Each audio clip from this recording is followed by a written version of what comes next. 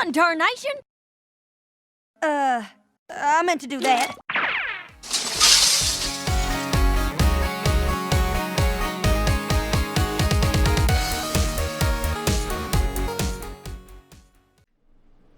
Hi there folks, this is Applegeek, and welcome to my reaction of episode 200 of My Little Pony, Friendship is Magic.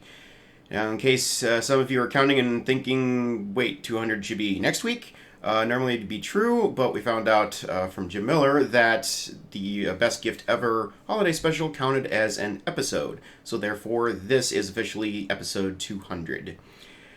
And now, I don't know anything about what is in this episode. I have not seen it. I have not seen links, spoilers, anything of the sort. But what I do know is a little bit about what this episode is, or like how this episode came to be. And I'm just going to share that with you quick before we get into this. Looking back at episode 100, Slice of Life, that was basically a love letter to us, the fans. This time around, the writers have created a love letter of sorts to the main cast voice actresses for all the main six and Spike. They got all these VAs together and asked them, what have you always wished that your characters would be able to do in the show, but you've never gotten to do? Now, as far as I know, to the best of my knowledge, this is unprecedented. We at least in this show, the voice actors have never really actually had much input as to the development of their own characters. They basically just show up and read the scripts that are given to them by the writers. So, to ask the VAs what they want to do with their characters, I can only imagine some of the crazy things that they have come up with for us on this. So, this episode here, this is basically out of the minds of the voice actors who have been here since the beginning of this show. So, I expect great things out of this episode. So, with that in mind, and without any further ado, let's go ahead and give this a watch. Episode 200, also episode 4 of the season, starting now.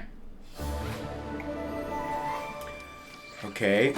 Twilight, look at the scroll I just got. What? Do you know what this means? What? I don't. Dragon diploma or something? What's so exciting about a toy crown? This is no toy crown. It's the hard-won helm of the Sibling Supreme. The When what? Shining Armor and I were small, we competed over everything. Okay. Oh, the baby Spike! Oh, it's adorable. Oh. To be friendly, our parents gave us gold stars every time we did something special. Okay, this is cool. Sharing, Aw. getting good grades, Uh-oh. Oh, no! even telling a really funny joke. And at the end of each week, we'd add up the stars. The sibling with the most would win the crown of the Sibling Supreme and bragging rights. Oh, that's nice! That's adorable. Guess that explains your love of charts and so much else. This is true. I wanted to be Sibling Supreme one day. Meet me at Celestia's castle to decide who deserves the crown once and for all. Race you there! Guess I'll watch the school? Sure. What? That... So who sent that? Who's he competing against? I'm a little confused here, but whatever. But these faces already, this episode is going to be amazing.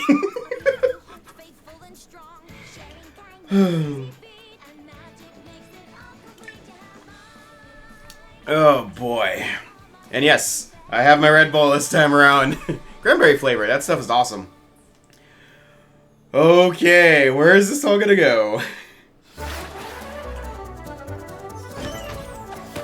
This song reminds me... You're wearing it? What? I know you've always held a grudge because I left home with this. Grudge? What grudge? Just because you've had it for way longer than you should have and I never got a chance to win it back. Oh! With the return of Sombra, Princess Luna and I felt it was time to reinforce the credits. castle's defenses. I said we could do it ourselves, but some ponies are a bit stubborn. So I asked our old captain of the guard to handle the job. I've taken the security here to a whole new level. The only thing I need now is some pony to test it. You want me to break into Celestia's castle? If you can get Oh. past my defenses, steal the crown, and get out, you'll be sibling supreme forever. Oh. If you fail, I keep the crown. Deal. Pinky reference. Wait, are you sure this counts? Mom and Okay. Dad aren't giving us any stars. I will represent their authority. And thank you, Twilight. Your help will Good look on Luna's holes face. in our security. Oh. And there aren't. I've designed a multi-tiered, impenetrable, triple backed-up line of defense. The castle is surrounded by Star Swirl. shards of Queen Chrysalis's throne.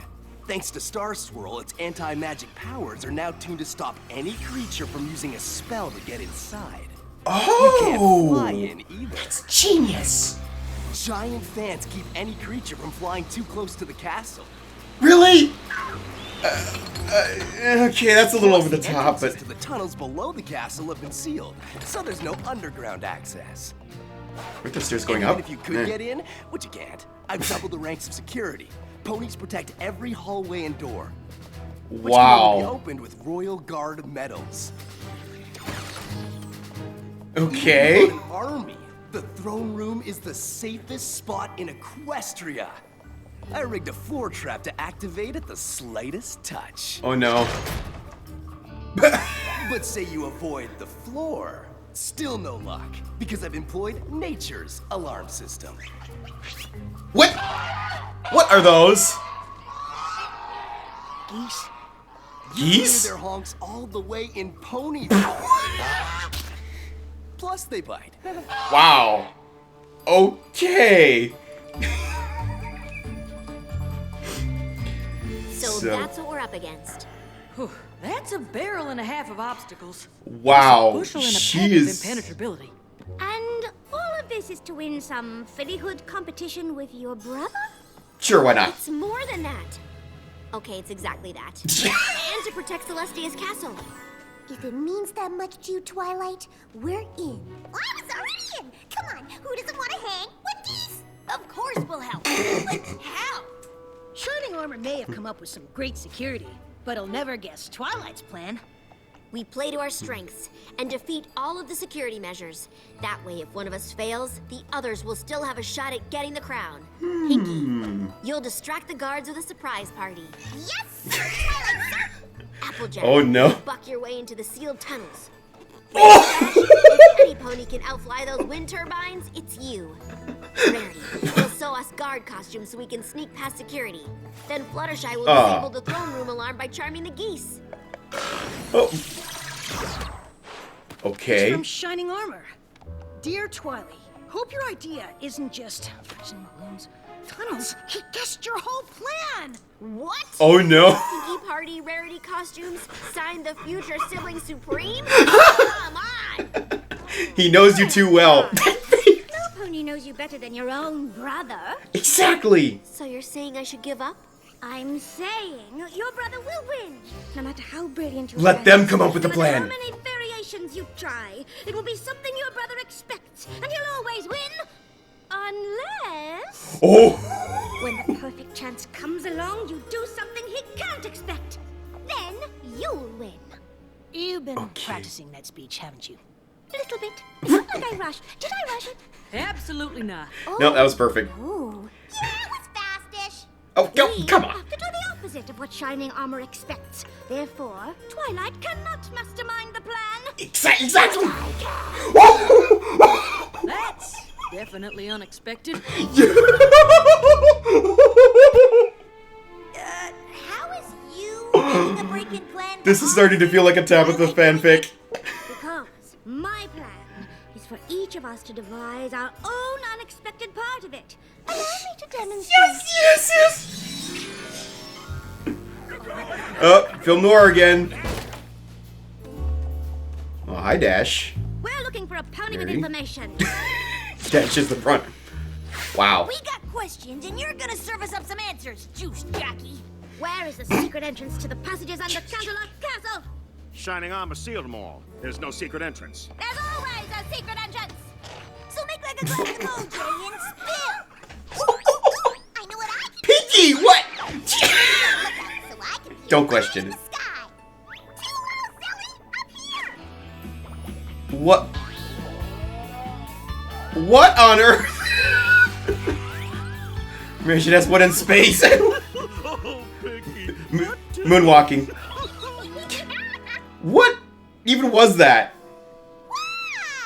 How about something a little more down to earth? Yes, thank you. Like, I distract the guard ponies with a farewell performance by my alter ego, famous country western superstar, Apple Cord. What? I didn't know you had an alter ego. What? And why would she be giving a farewell performance?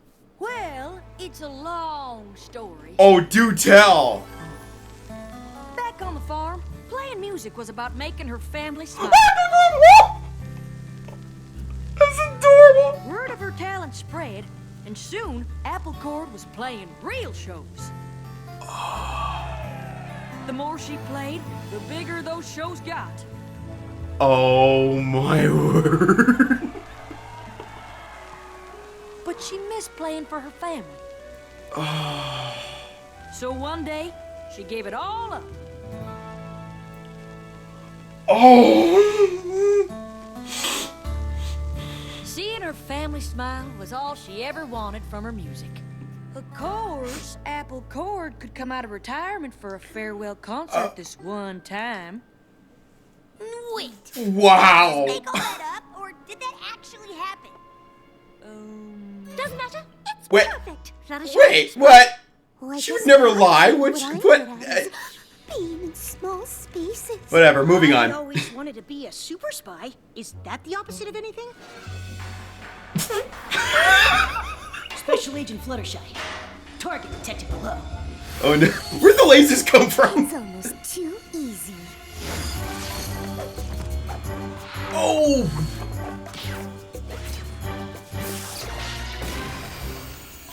Wow. I don't think the lasers work that way, but whatever.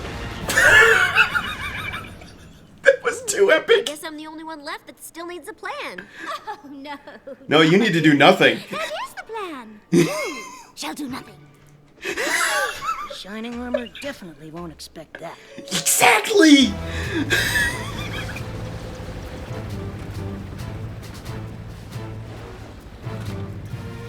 Oh man, this is so much like, you know, this is like at work where we do computer network penetration testing to see how secure it really is. So that, wow. Applejack? What are you doing? Applejack? Who's that? My name's Apple Cord, Oh. and I've got a couple of songs to play for you. Clap your hooves if you know 'em. And a 1 and a 2 and a... My love is like a barrel full of hay. Boy. To the flyby. And the only way past those giant fans and into the castle ducts is here. But there's no room for mistakes. Just like space travel. Pinky. Pinky, we're not actually going into space, right? Oh, silly. I'm dropping you two off as soon as we're close to the fans. Then I'm going into space. For what? Why?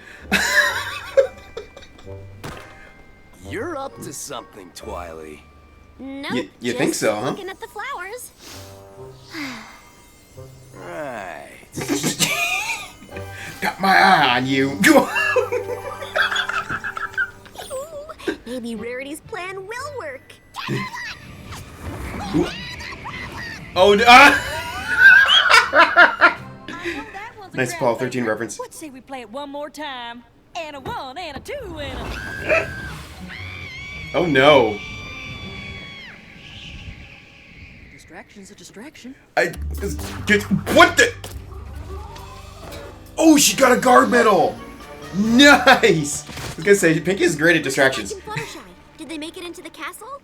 They jumped out right before the balloon went.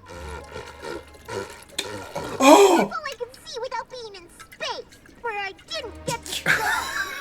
that amount of saliva in Maybe there. Rainbow Dash had better luck. Okay. Closed? Oh, the Sadie Juice joint is always closed around this time. Then how are we meant to shake down ne'er-do-wells for information? Ne'er What do sort of information do you need? The location to a secret entrance to the passages under Canterlot Castle. And he's just You mean that gonna one? no. Yes, thank you. It's not very secret if it's right out in the open.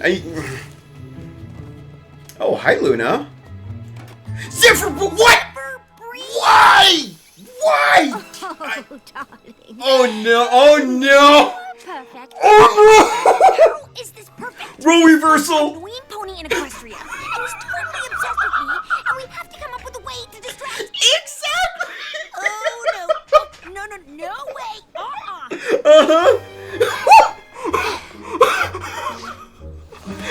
Rainbow! I knew you'd come running when you heard I got this job. The mayor's love a pony in uniform. Am I right? Oh no! I mean, totally. What? Step into the light so I can see how handsome you look in it.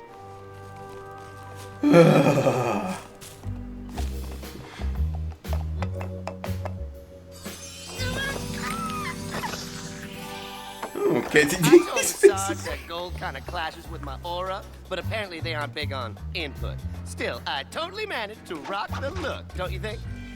Yep. You're real guard material.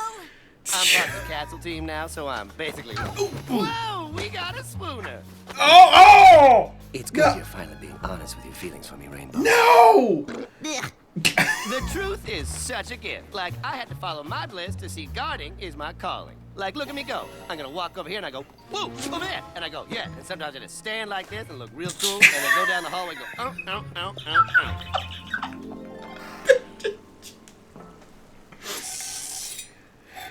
Oh no, not the stained glass windows! We have to glide to the throne. No flapping.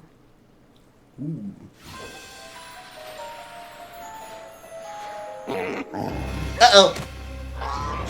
Oh no, oh no. Oh, oops. Sister! Another false alarm from Shining Armor's guard key. Okay, so they're starting to assume these are false alarms and ignore them. Gone wrong. Probably several somethings. No lookout, no distraction, and no word from the ponies inside. I'm starting to think this whole operation might be a giant flop. Oh, something's gonna turn around here. Gee, Oh. Fluttershy, I thought your whole small spaces thing was just part of the plan to be unexpected. Once I got trapped in the castle of the two sisters, and Angel Bunny and I were separated. Oh yeah. Now whenever I'm in a tiny room, it's all I can think about. Nice I callback. was so worried he felt alone and forgotten. Aww. I know what that's like. What do you mean? Huh? I was always excited to be a part of Twilight's and Shining Armor's rivalry, like I was their little brother. They never Oh. really thought of me that way. Oh. Both have a special place in their heart for you. But sibling dynamics are hard. Trust me. Right, Zephyr agrees. Honestly, he can learn a lot from you about being a little brother. Oh. I'm sick of being lost in these slimy corridors too. But you should pull every lever you come across. Half of them are traps. And the other half might open a secret passage to the castle. Pull the lever, Dash. Why do we even have that lever? Even if we did find our way back to the castle, we'd still have all of those gone. Like, Fluttershy! Oh, what are you guys doing down here? We, kind of fell through the floor. I don't think our plan is working. We both hit dead ends. Perhaps we should return to the outside and reevaluate. No, you're inside the castle and they don't know you're there, so you still got element of surprise. Twilight, settle down. What are you all doing out here? In retrospect, our plan might have been too unexpected. Every part of it failed? Oh Mm, no, yeah, I'll never mostly. get the crown. Maybe Oh, we should go back what is to that? doing things the Twilight Glitch. way. You mean the totally expected way? It may not be a surprise, but you have a pretty good record for planning things. Well. Then I guess it's worth a try. Thanks, Spike. What are little brothers for? Okay. Oh, all know what to do. Come on.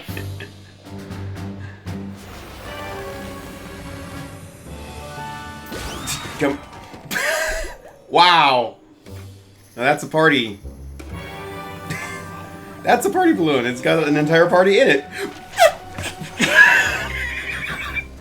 Oh, rarity in a guard outfit. The plan worked unexpectedly.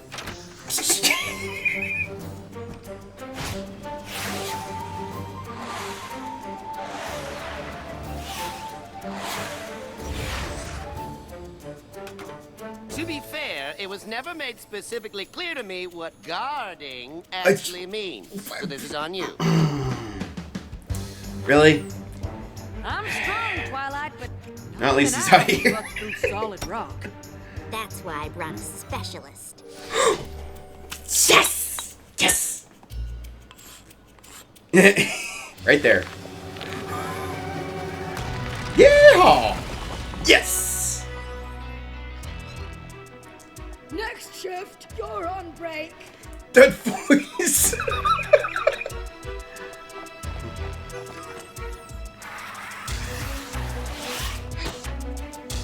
Okay, well, she's got the medal.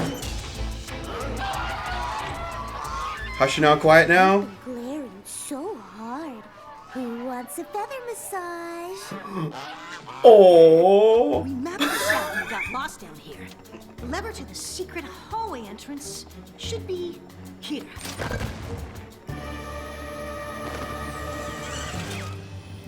Hi, Pinky. Can't believe this worked. I guess sometimes the best plan is the one you expect.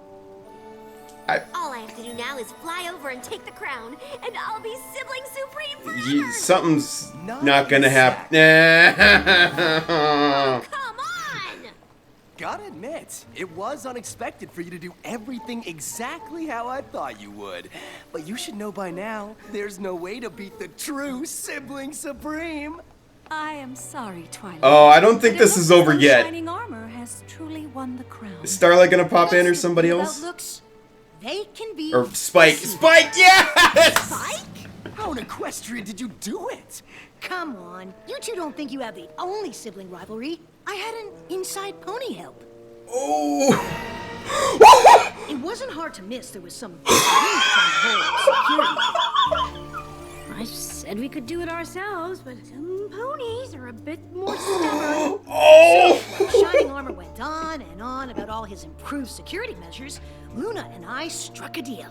She put Zephyr in charge of the catacombs and helped keep Celestia out of the castle hallways.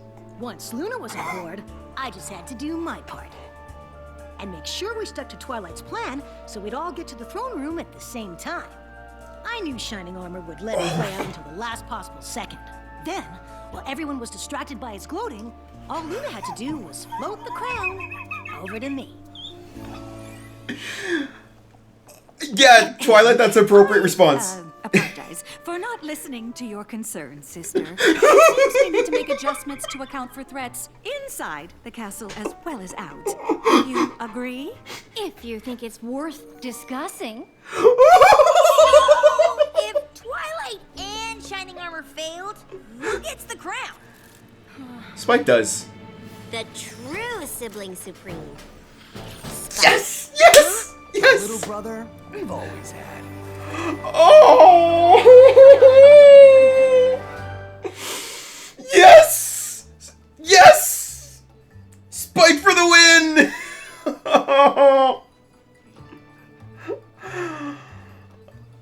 Oh man, Spike has got some. They underestimate him. They have seriously underestimated Spike. Oh. That guy's got some devious masterminding skills at his disposal here. Oh. Okay, well, I need to rewatch and process all this. Stay tuned, I will be right back. Alrighty. Well, to start off with, this episode was definitely not the same as Slice of Life. That said, I didn't really expect it to be, especially knowing how the story came about in the first place. Slice of Life was a love letter to us, the fans, as I had previously mentioned, and it brought to life the background characters that the fans basically created in terms of the personalities and such, and it focused on them instead of the main cast. That episode was wild and crazy, largely in part due to just seeing these characters come to life like this on the screen that we'd never seen before. This, on the other hand, had a strong focus on the main cast that we're already quite familiar with, and instead allowed the voice actors who have put so much work into these characters for several years finally have some input. Just as we got to bring some of these characters to life in the show, so did they, just in a bit different way. And after everything they've given to us over the years, I'd say they definitely deserved it. Just so you understand, the voice actors generally do not really have any input on the characters or the story writing or anything of the sort. I mean, they do add their own spin onto the characters as they act out the lines as they're voicing them and things like that. There is definitely very much an acting element to the lines, more so than just simply reading them. But other than that, and occasionally there are some ad-libs and things like that that get left in, but for the most part, they just show up and read the scripts that they are given, act them out, and that is that. So now, after all this time, they finally got to have some real input into one of these stories. And honestly, this was still for us, the fans, too. Because without us, there's no way the show would have ever made it to episode 200, let alone episode 100. But all that said, I very much enjoyed this episode. Both just in general as an episode, and because we actually got some insight into how these VAs view their own characters. Just to quickly recap the main requests, or the main wishes from the VAs that we got here. Tabitha St. Germain wanted Rarity to organize a heist of some kind, and this is actually kind of the backbone of this story. And it's a rather interesting idea. I mean, how do you have the main cast pull off a heist when they're not actually criminals? And Andrea Libman wanted Pinkie Pie to go to space for reasons. I don't know why. It's Pinkie Pie, don't question it. And she wanted for Fluttershy to have a really cool spy scene, where it's walking away from that explosion and stuff. Well,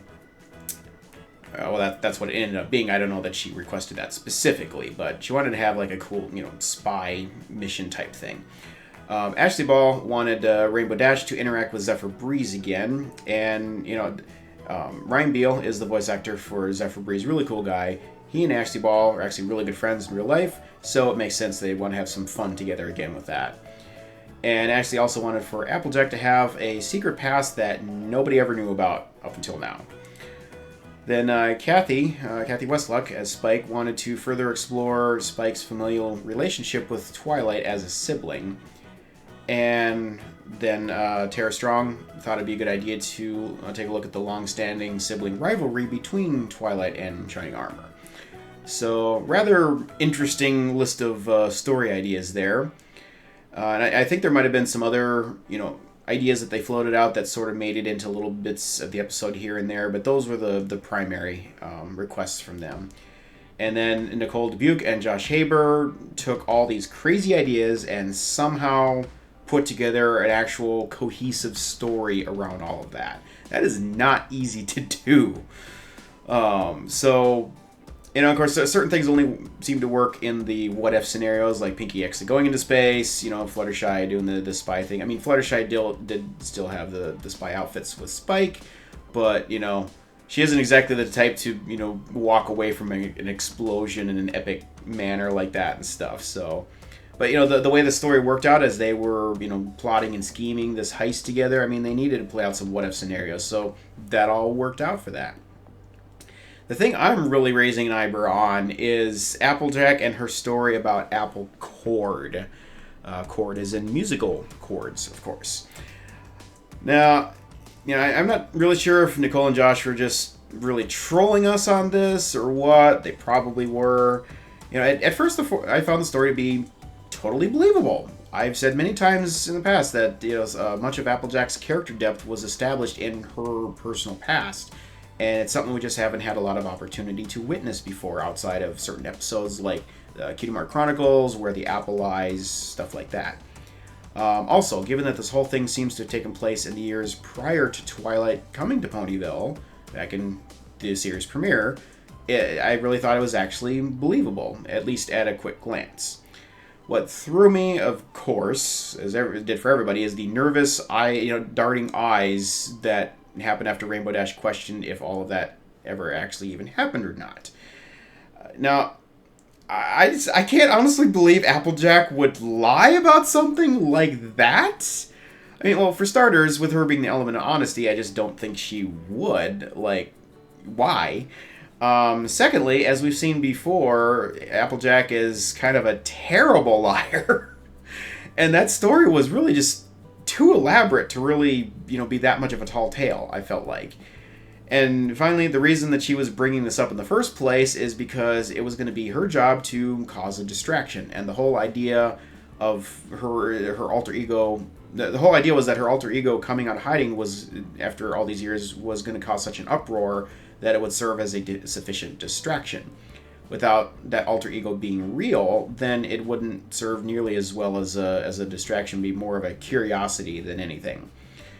So, and I don't know, maybe that's the way it was, after all, because it didn't attract that terrible large of a crowd, but... I don't know, and you could argue it's possible maybe this is all just a fantasy that she played out in her head, one that was so real to her at some point that she began to think it was actually real, like this is a childhood fantasy she had that she actually lived out in her mind. And that actually makes sense to a certain point as well, because she clearly took after her mom with her guitar skills, and maybe she'd always dreamed about making Pear Butter proud of her with her guitar playing and performing for everyone. But if she believes so strongly that all of this actually happened, then again, why the nervous eye darting and whatever at the end of all that? So, and of course, I'm probably just way overthinking this here, and it's just, trolling from the writers and animators and everything. But, I guess where I'm going, where I landed with this in terms of headcanon is, I think it's more just the fact that Applejack never really intended to ever reveal this to anyone, and now she just kind of blurted it out without thinking, and then when it was acknowledged by somebody else, she's like, oh, like, did I really just say all of that? I didn't mean to, so that would explain the nervousness, her being self-conscious about it, whatever, so... Don't know, doesn't really matter. Time to move on. Back to the main story. So clearly the main subject here was sibling relationship dynamics. Interesting topic for sure. Of course, you've got the long-standing sibling rivalry between Twilight and Shining Armor. Then there's Spike, who wanted to be treated as an equal sibling. And of course, you got the sisterly relationship issues that Celestia and Luna are still working through. Add to that a little bit of Zephyr Breeze, for reasons. And you get one crazy episode with some twists and turns. I really am happy that we got to see a little bit more of Twilight's family, especially, in the flashback scenes. Especially since we've hardly ever really gotten to see their parents in the show much. There's only been a couple appearances here and there, the most notable one being Once Upon a Zeppelin, of course. But it's always fun to see more. And I always just have to ask, like, where are they all the time with, their daughter's a princess and their son's, captain of the Royal Guard, like, where's the parents celebrating all of this? But I digress. And it was fun to see Twilight and Shining Armor really have an actual sibling competition as well. These days, with their respective duties and responsibilities, they rarely seem to see each other outside of, some kind of evil that's threatening the safety of Equestria or the Crystal Empire or whatever. So it's nice to see them having a little fun during the downtime. And this scenario also did quite well to highlight the differences between the two of them. Twilight is obviously better at things like, scholastic achievements, things like that. Shining Armor is a bit more of the, street smarts kind of person, and obviously he's doing a lot better than Twilight in the area of military strategizing. If those two would just work together on this stuff, they'd be a force to be reckoned with for sure.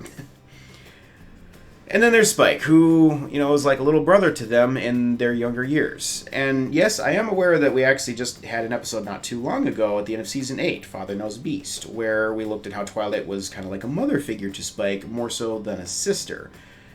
But that said, I think both scenarios could actually be true. It's obvious that ponies have a shorter lifespan than dragons, and as such they grow up faster.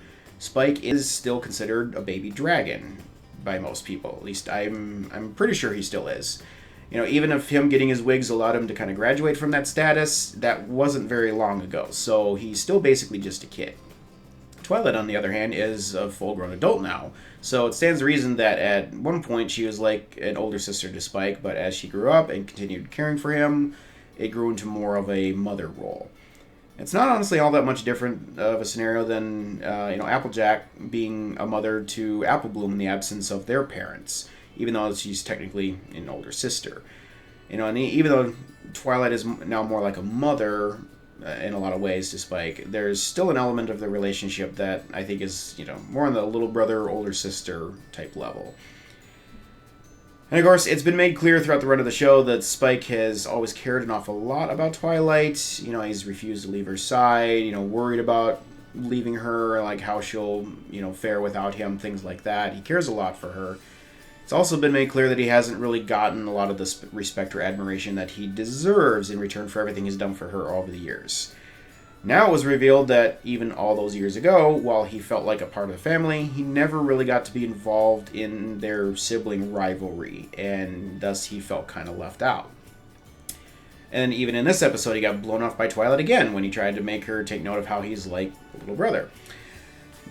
So then when this opportunity arose, it makes sense that he would take advantage of it to finally get a little bit of revenge after all these years. Finally have a chance to win one of these competitions himself, probably the only chance he would ever have, since the game had been all but abandoned for quite some time. What I did not expect is just how devious Spike has become. It stands to reason that all Twilight's planning skills have rubbed off on him, but perhaps the presence of Starlight has had a little bit of an effect as well. Either way, I was just blown away by how well he pulled all this off. And if you think about it, the plan really was quite thorough. First of all, he took notice of the little tiff between Celestia and Luna that was going on there, and essentially got himself a partner in crime, someone on the inside at the highest levels even. Perfect place to be. Then when the main switched gears on him by having Rarity plan out the heist while Twilight basically just sat by and did nothing, Spike had to steer the whole operation back on course to make sure that they would all end up in the throne room at the appropriate time. To that end, Spike had to sabotage the hot air balloon, something I never would have dreamt that he would ever do. Also, there's the fact that Luna personally delivered Zephyr Breeze to that guard post. And at first I thought nothing of it, just kind of dismissed her involvement, but seeing all this play out now, I'm kind of suspicious that the conspiracy goes even deeper here. I'm thinking Spike probably sent a letter to Luna letting her know what all the main six were up to, and asking her to help with some of the sabotage. Since Rarity and Dash were going to attempt to charm their way past the guards, what could possibly serve as a better distraction than putting Zephyr Breeze in front of that entrance to the catacombs, so that they would have to improvise by having Rainbow Dash deal with them, thus causing a delay in their plan that way. And Zephyr even said that nobody really explained to him what being a guard was all about. So it's entirely possible that Luna just hired him on the spot with no warning, no training or anything, solely for the purpose of interfering by having him show off in front of Rainbow Dash. So, did it go that far? I don't know, it seems plausible, but anyway, that aside, Luna also did her part by making sure that Celestia stayed out of the hallways that the main six needed to use once they finally did invade the palace per Twilight's original plan, thus giving them a false sense of security. So, and then of course Luna assisted by teleporting the crown to Spike in the end.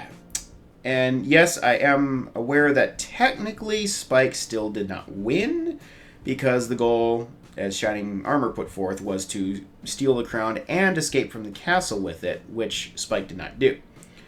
But I'd also like to point out that with Luna working as an insider, he didn't even need to do that. She could have just taken the crown herself and nobody ever would have suspected her.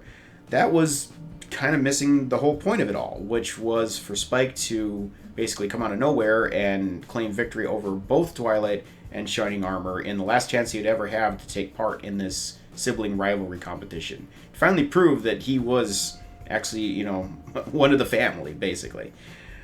And yeah, that win definitely just came out of nowhere. I mean, he got stunned, jaw-dropping expressions from Twilight, Celestia, Shining Armor, even Pinkie Pie. I mean, Spike basically did the impossible. He, I don't think we've ever seen anyone before be able to stun Pinkie Pie to the point where she was just standing there, jaw dropped, saying nothing. That is a rare feat in and of itself. I applaud that. And it just, in general, it seems like they all really underestimated and they never thought he was capable of anything remotely like this. And I'll just say right now that I am really glad that Spike is one of the good guys because, man, I get the feeling he could make a pretty good villain. You know, just kind of, this just popped into my head now, but thinking of the Kim Possible stuff, when Ron Stoppable actually got infected with, like, the evil ray, he was a pretty legit villain. So those sidekicks, you got to watch out for them. They can be crafty. But anyway, you know, I'm just, as I said, I just love seeing how far Spike has grown on this. I mean, he's grown so far past the little sidekick who lacked any self-confidence and only saw himself as a failure, like the way we saw back when he was humdrum in the Power Ponies. And, you know, I also got to say, I'm surprised that this story was directly relevant to the main story arc of the season. I thought this would be more of a standalone episode that wouldn't really be affected or affect the main be affected by the main story arc or affected in any way, not to a significant degree at least. Of course, it remains to be seen just how relevant it is, but it's at least in theme. You know, but here they are trying to implement some kind of a real security system around Canterlot Castle in order to prepare for another villain attack. The interesting thing is they're doing this without even knowing yet that Grogar is back, or the Tyrek and Cozy Glow escaped from Tartarus, or the Chrysalis' background, or any of this. Now, of course, it makes sense that with Sombra's return, you know, that could have prompted them to finally realize that, hey, got to be more prepared to deal with threats because, you know, old enemies are starting to return again, and you just never know what might happen next. I'm sure Celestia and Luna are probably also thinking about, you know, stepping back and having Twilight take charge. Like, you know, not sure if Twilight's, you know, going to get up to speed right away. We probably need to start implementing some real security around here or something. But it's interesting too that Luna and Spike effectively proved that they need to be just as wary of threats from within as they are from the outside. Now, Shining Armor actually did consider this somewhat, I think, because, you know, he did implement that door lock system that, you know, requires a guard medal in order to access the throne room. So, you know, that is kind of falling in line with, you know, security best practices where you only give, you know, somebody enough permissions or access to do just what they need to do for their job and not anything more. Both so that they can't abuse the system and also there aren't any, like, these oops moments where they get into something they shouldn't be messing with and accidentally break something or whatever. So yeah, this is really kind of a pretty solid penetration testing scenario overall, but they still failed to consider the threat of somebody pulling an inside job. You'd think they kind of would have thought of this, especially given all the times that ponies have been possessed by an evil force or had evil changelings replace ponies, you know, things like that. But I think Shining Armor might have been a little bit too fixated on stopping Twilight specifically, you know, because he knows how she thinks and he's thus targeting that. You know, and honestly, if not for Spike and Luna's meddling in this, I think Rarity's plan might have actually had a pretty good chance of success. Because even if he expected them to not do the things that Twilight normally would have done, I don't think he could have predicted quite everything they were going to do. So I guess we'll never know. But in any case, now they are definitely thinking about the, you know, internal threats. And, you know, I think one way or another, this is probably going to come into play later when Grogar launches whatever his plan is. You know, and honestly, I have a new theory about this. With all the work that they are now doing to try and protect Canterlot Castle, I think there's a pretty good chance that that castle might actually get destroyed before the season is over. You know, remember, it already was destroyed once in the movie, but then got restored with the magic from the Staff of Sakanas. And, you know, since I've theorized that Celestia and Luna are, you know, may be going back to fix up their old castle as a retirement home, and, you know, now they could, you know, stand as guardians of the new Tree of Harmony and stuff too. And I've also said that, personally, it seems to make more sense to me to have, Twilight and friends rule out of Twilight's castle in Ponyville than to move to Canterlot. Well, with all of that, having Canterlot destroyed would certainly be a convenient way to turn Ponyville into the new capital city of Equestria. And why not? It's been the home of most of the main six for forever, basically. It's nice and centrally located, and it's one of the nicest, most welcoming communities in all of Equestria. So why not have that be the new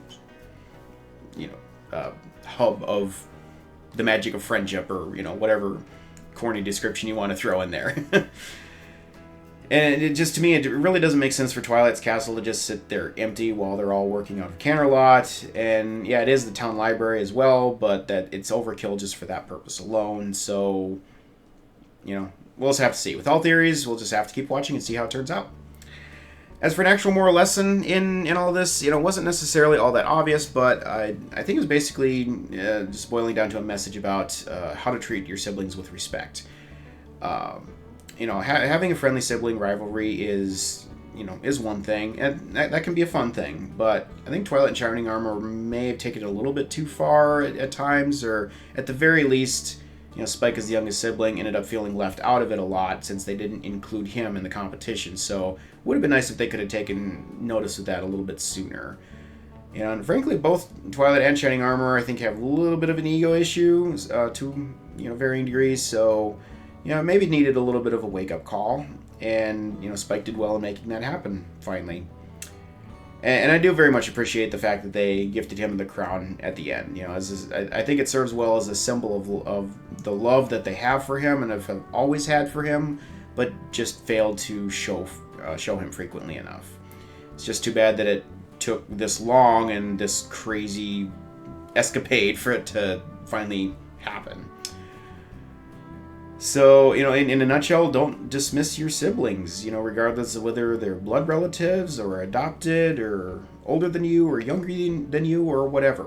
Family is family, and every member of that family needs to feel that they are important and loved. And of course, Celestia and Luna are showing they still have a few things to work on as well as sisters. I think the main issue there, at least in this case, was after ruling alone for 1,000 years, Celestia is having a little difficulty taking input from somebody else and is still kind of fixated on doing things her own way. Luna clearly has some good ideas about things, but she just needs her sister to stop and listen to her a little bit rather than just always turning to Twilight's family for help, which, now that I think about it, is kind of starting to happen with some alarming frequency. But honestly, with all their royal duties that keep them working opposite shifts, it's that they likely just haven't really had all that much time to really reconnect and bond as sisters since Luna's return from the moon, or even just since the events of a royal problem. Like Spike, Luna is the younger sibling who frequently feels left out due to working alone all night and stuff, and she's kind of missing out on some of her sister's love. So it'd be really good for them to get some time to spend together and get more chances to share that love with each other. So all the more reason why their retirement is probably a good idea. And just one last thing briefly, I mentioned in my last commentary about how I think Twilight's going to have to learn to adjust to this new role as a ruler of Equestria, and she's not going to necessarily be the one on the front lines anymore, rather directing from the background, and she's going to have to rely on others to assist her. This episode actually kind of highlighted that a little bit because she was pushed into a situation where she was not in control, just had to sit idly by while her friends executed a plan of their own making. And of course, we again saw her stressing out because without micromanaging everything herself, she didn't really feel like she was in control of the situation. I know she has a lot of faith in her friends, but she's also still a control freak. So, and of course, this wasn't a situation where Equestria is in any danger yet, so it wasn't that big of a deal, but I'm just hoping that she will learn something from this from this practice run, and something that will help her to be a more effective leader in this in the future. Something that she just needs to rely on her friends more and chill. Have a little more faith. So that's that. Was this the most epic, crazy episode ever? No. Not really, but it was still a really good episode, and especially knowing about just all the love and care that went into this gift for the VAs. It's pretty clear that the entire production staff just put everything that they could into this. So it's a really big deal, really special moment for everyone involved in the show, production crew and fans alike, to reach a milestone like episode 200. And like I said before, I knew it wasn't going to be Slice of Life 2.0, which we honestly already got in the Best Gift Ever anyway. This episode is what I would call pretty good, until we got to the end where Spike and his where Spike revealed his big plan. He and Luna conspiring together just really put this episode over the top. It had an amazing finish on it. And and I'm really glad to see Spike get a little bit of street cred for once. I'd actually theorized before I saw this episode about Spike potentially becoming a pony through some crazy twist of events, some crazy magic spell gone awry or whatever. I just had been thinking about, if there's, I was trying to think, what would Kathy want Spike to do? And it's like, Spike's grew up around ponies all his life. Yes, now he's embracing his dragon culture, but I can't help but feel like he still has this kind of, latent, mentality where it's like he would always wishes he could have been more like the ponies that he grew up with. Now, clearly that did not happen, but there's a very similar sentiment here where he wanted to be more like his, like equal siblings with Twilight and Shining Armor. So, kind of was along the same lines. So, it's actually pretty cool that played out that way. So, I know not everybody likes Spike, but I personally love to see him get to be the hero once in a while, even if just for a little bit. Just with everything he's put up with from Twilight over the years, I think he deserves it. So, alright, that's all I got on this, everyone. Thanks for watching with me, and hope you all enjoyed it as well as much as me. And, big milestone, but we still got a lot of the season to go, so hopefully more fun to follow soon. Until then, have a good one.